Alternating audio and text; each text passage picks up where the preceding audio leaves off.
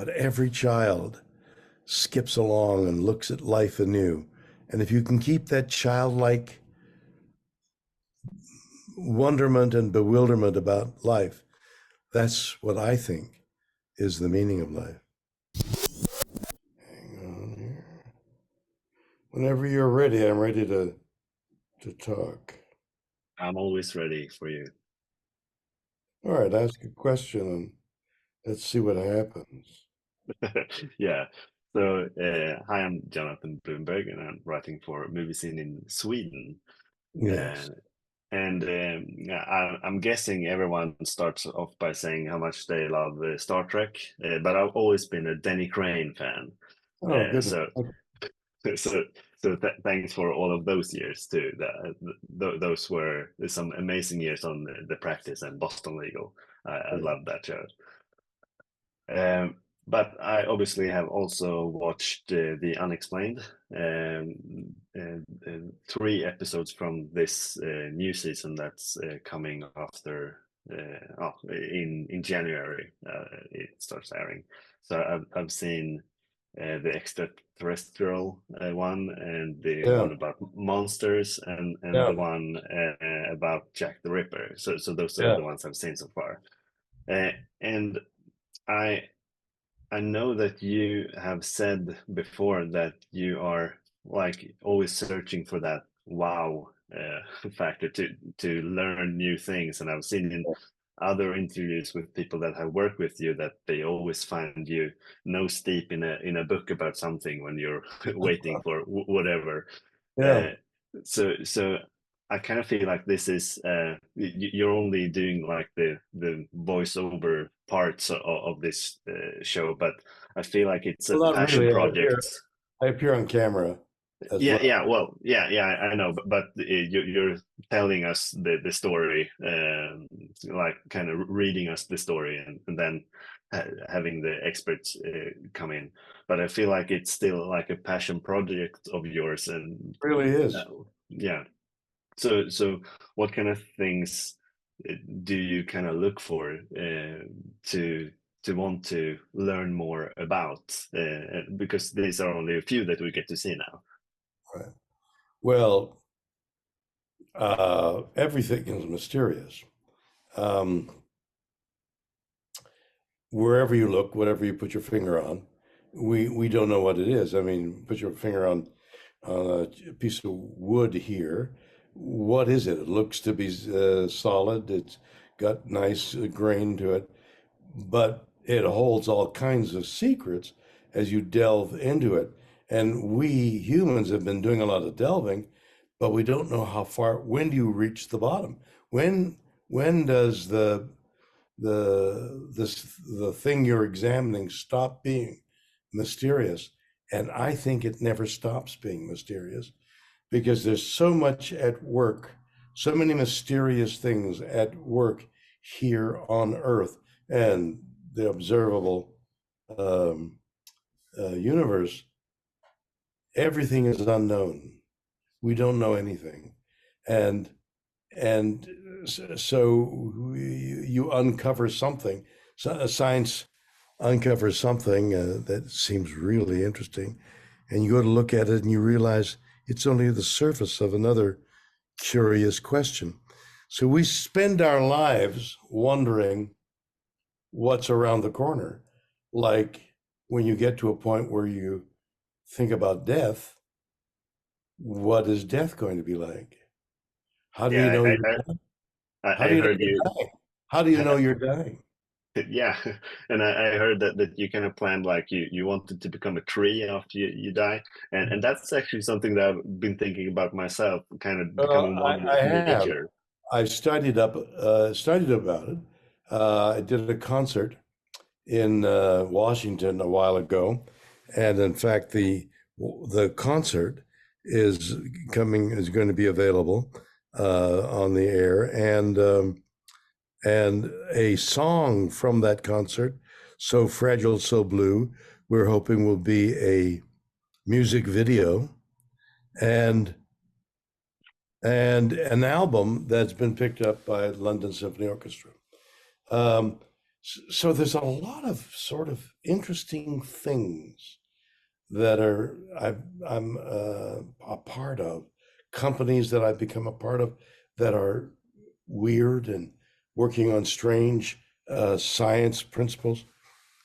And I find that everything about the things I touch create a mystery, and you follow it as far as you can, but I think you get lost in what is inexplicable, what can't be explained.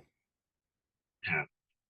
And watching that the extraterrestrial episode about space and like the wow signal or whatever they call it, and all of those Right. things.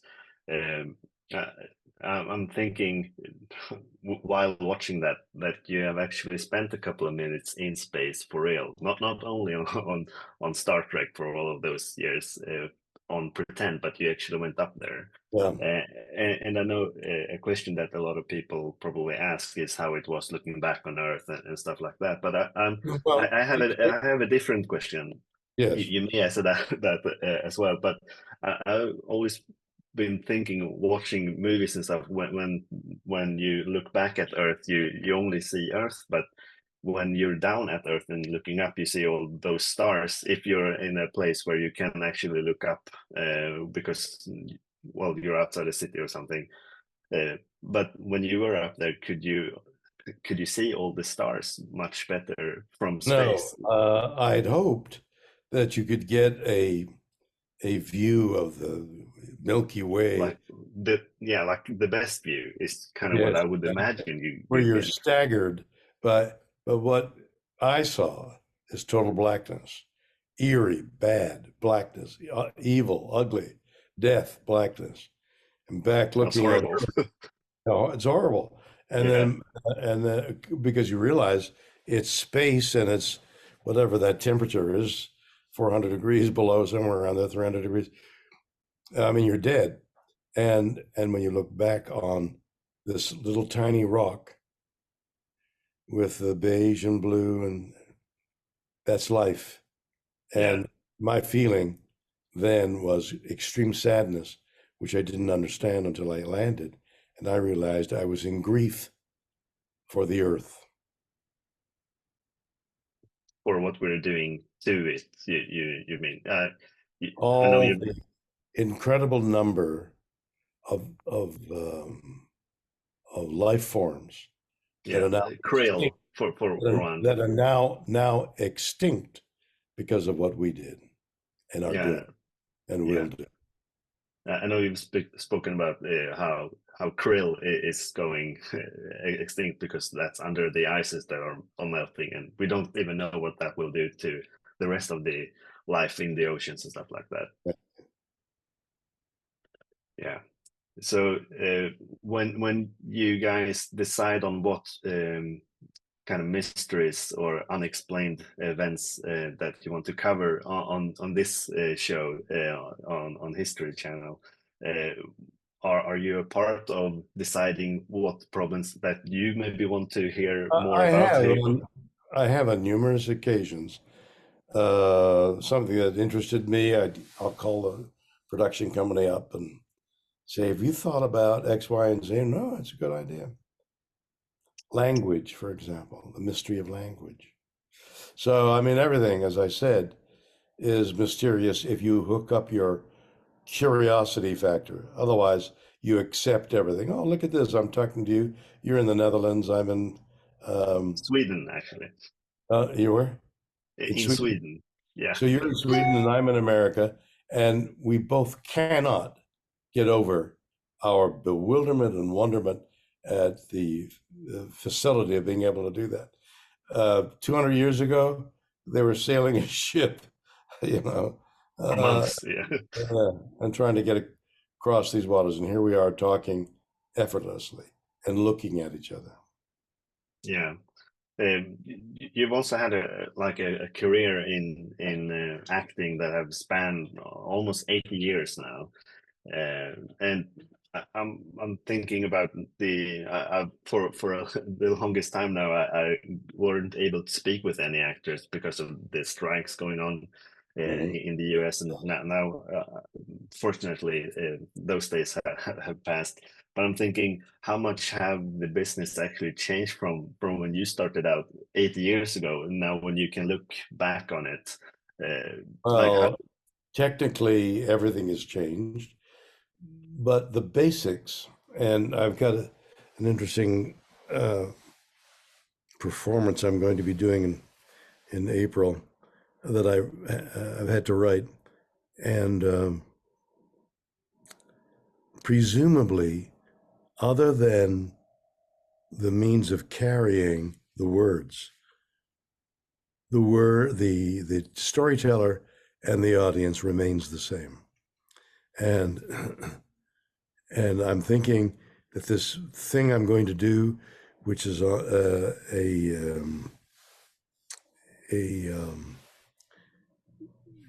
the sun, the moon is going to get in the shadow of the sun, and there will be this darkness that's in a special area, in this case Bloomington, Indiana, as this darkness sweeps across the earth, as it does many times. Still, there are and were unique life forms looking at these uh, weird things that are happening, not having the knowledge yet to be bewildered by it, but story. And I'm going to tell them the story of what we're watching, and it's 100,000 people, but we're essentially gathered around a campfire, and the storyteller is telling a story. Yeah, well, I wish I could be there. But it's a bit of a trial for me. But I'm sure it will be amazing to attend that. I think it will be. I know that. Yeah, now I got Let it. me, perhaps I can help you. A show like The UnXplained taps into those very storytelling roots. If around a campfire, which I've done many times with kids, uh, and you can see their faces light up when you talk about mysterious things. They don't want to, some kids don't want to admit that they don't understand, they don't know, but every child skips along and looks at life anew. And if you can keep that childlike wonderment and bewilderment about life, that's what I think is the meaning of life.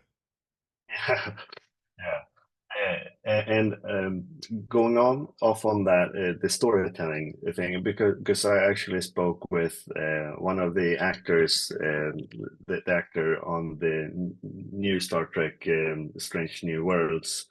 Uh, he had been speaking with you, and you told him that you never felt like you got the actors the captain's log talks right, that you didn't feel like but for him that those were like what he was trying to like get near, and you told him that I never felt like I got those right.